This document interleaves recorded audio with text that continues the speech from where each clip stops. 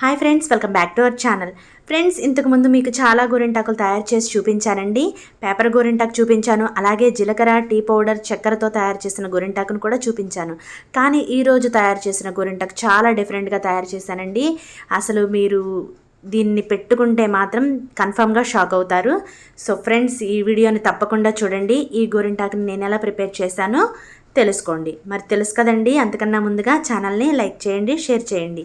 మీరు ఇచ్చే ఒక లైక్ మాకెంతో సపోర్ట్ అండ్ ఎంకరేజ్మెంట్గా ఉంటుందండి. లైక్ చేయడం అయితే అస్సలు మర్చిపోవద్దు.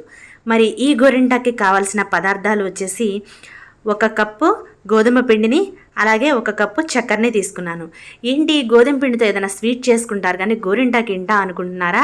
అవునండి, ఇన్స్టెంట్ గోరింటాకు. ఇవాళ అసలే శ్రావణ శుక్రవారం అండి.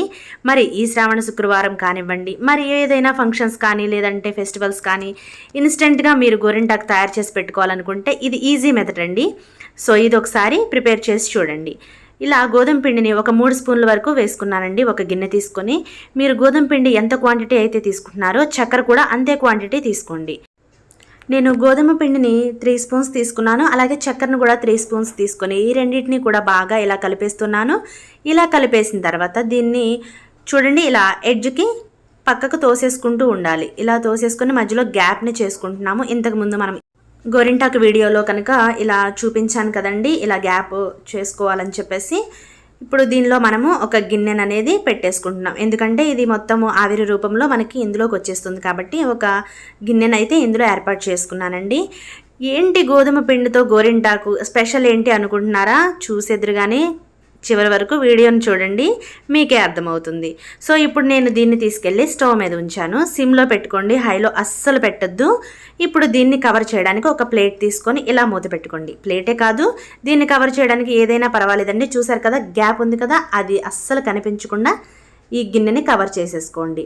ఆవిరి అస్సలు ఏమాత్రం బయటికి వెళ్లకుండా ఏదైనా మూతని పెట్టుకోండి. దానిపైన వాటర్ని పోసే విధంగా ఉండే ప్లేట్ని పెట్టుకోండి. చూసారు కదా, నేను ఇందులో 1 గ్లాస్ వాటర్ని అయితే పోసాను. ఇప్పుడు ఇది సిమ్లో ఒక 10 నిమిషాల పాటు వేడి చేయండి. కొంచెం మాడిన స్మెల్ వస్తూ ఉంటుంది, ఏం పర్వాలేదు. దీన్ని ఒక 10 నిమిషాల పాటు అలా వదిలేయండి. సిమ్లో పెట్టేసి దాని వైపు కూడా చూడకండి. ఇక ఒక 10 నిమిషాలు అయిన తర్వాత మన గోరింటాక్కి లిక్విడ్ ఎలా ప్రిపేర్ అయిందో చూద్దాం. చూసారు కదా, మన గోరింటాక్కి లిక్విడ్ అనేది వచ్చేసిందండి. అయ్యయ్యో, గిన్నె చాలా మాడిపోయింది అస్సలు అనుకోవద్దండి. దీన్ని ఎలా ప్రిపేర్ చేసుకుంటున్నామో మనం ఈ గిన్నెని కూడా అలాగే త్వరగా క్లీన్ చేసేసుకోవచ్చు. ఈ గిన్నెని చూడండి, ఒక 2 నిమిషాల పాటు నానబెట్టండి. ఆ తర్వాత మీరు సోప్ ఉంటుంది కదండి, లిక్విడ్ సోప్ కానివ్వండి, సోప్ కానీ దాంతో ఒకసారి రుద్దండి. మీకు ఇంకా మాడినట్టుగా ఉంటే కనుక దీన్ని స్టవ్ మీద పెట్టి వేడి చేయండి. ఆ తర్వాత రుద్దుకోండి, వెంటనే వచ్చేస్తుంది. సో మనకి లిక్విడ్ ఇలా వచ్చేసింది కదండి. దీనిలో ఇంత అవసరం లేదు, మనకి కొంచెం వేసుకుంటున్నాను, మనకి గోరింటాకు సరిపడినంతగా. చూసారు కదా, దీన్ని ఇలా గిన్నెలో వేసుకున్నాను. ఆ తర్వాత మనము రెగ్యులర్గా ఏ కుంకుమనైతే వాడుకుంటున్నామో ఆ కుంకుమని దీనిలో కలిపేసుకుంటున్నాను. ఇంతకుముందు మీకు వీడియోలో చూపించిన విధంగానే, కాకపోతే ఇక్కడ నేను గోధుమ పిండిని యూజ్ చేశా. ఇప్పుడు దీనివల్ల మ్యాజిక్ జరిగినట్టుగా ఉంటుందండి ఈ గోరింటాక్కి. ఇలా బాగా కలిపేశాను.